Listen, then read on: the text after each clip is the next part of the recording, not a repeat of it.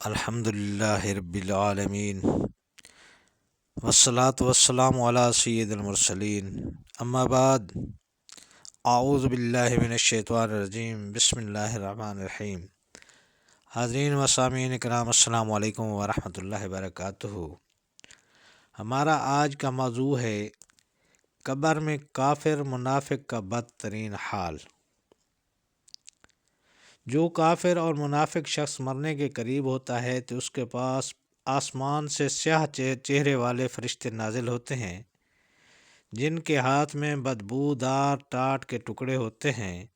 وہ اس کے سامنے تحت نظر بیٹھ جاتے ہیں، پھر ملک الموت تشریف لا کر اس کے سرہانے بیٹھ جاتے ہیں اور کہتے ہیں، اے خبیث جان، اللہ کے عذاب اور غصہ کی طرف چل۔ یہ سن کر اس کی روح بدن میں ادھر ادھر بھاگتی پھرتی ہے، لہٰذا ملک الموت اس کی روح کو جسم سے اس طرح سختی سے نکالتے ہیں جیسے بھیگا ہوا اون کباب بھوننے والی سیخ پر لپیٹا ہوا ہو، اور پھر وہ سیخ زور سے کھینچ لی جائے۔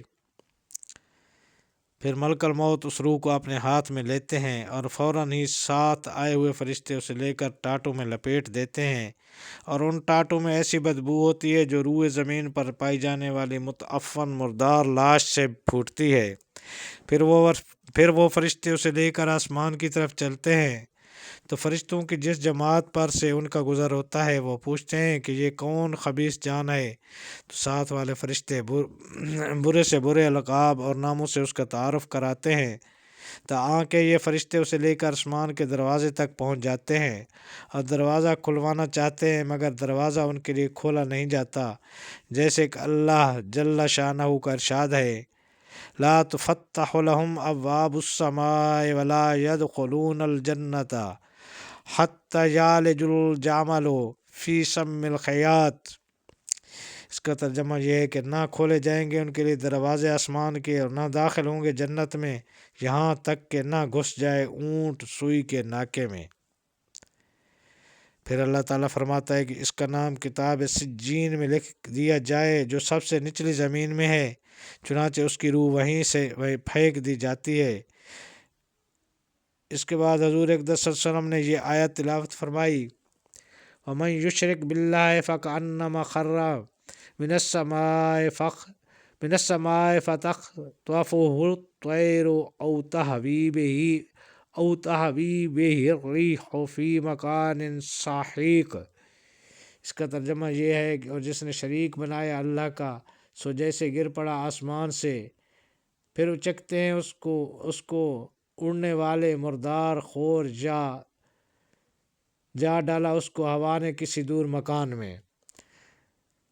اس کے بعد اس کی روح اس کے جسم میں لوٹا دی جاتی ہے، اور دو فرشتے اس کے پاس آ کر اسے بٹھا کر پوچھتے ہیں، تیرا رب کون ہے؟ وہ کہتا ہے، ہائے ہائے مجھے پتہ نہیں۔ پھر اس سے دریافت کرتے ہیں کہ تیرا دین کیا ہے؟ وہ پھر یہی کہتا ہے، ہائے ہائے مجھے خبر نہیں۔ پھر فرشتے پوچھتے ہیں کہ یہ شخص کون ہے جو تیرے پاس بھیجا گیا ہے، یعنی حضور اکرم صلی اللہ علیہ وسلم؟ تو وہ جواب دیتا ہے، ہائے ہائے مجھے علم نہیں۔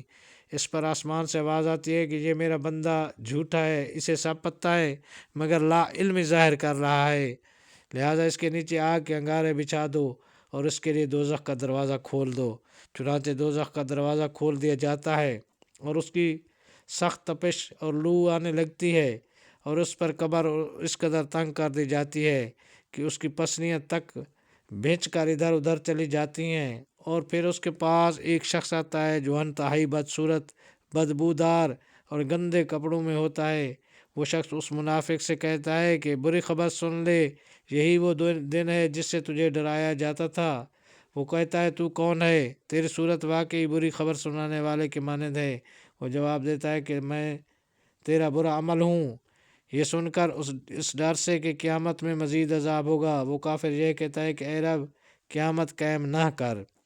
اور ایک روایت میں ہے کہ کافر منافق کے ارد گرد خطرناک زہریلے سانپ چھوڑ دیے جاتے ہیں جو برابر اسے کاٹتے اور ڈستے رہتے ہیں، اور جب وہ چیختا ہے تو لوہے یا آگ کے ہتھوڑے سے اس کی پٹائی کی جاتی ہے، اور اس پر مسلط ہونے والے سانپ بچھو اتنے خطرناک ہوتے ہیں کہ اگر ان میں سے کوئی روئے زمین پر ایک پھونک بھی مار دے تو قیامت تک زمین میں کوئی سبزہ پیدا نہ ہو سکے۔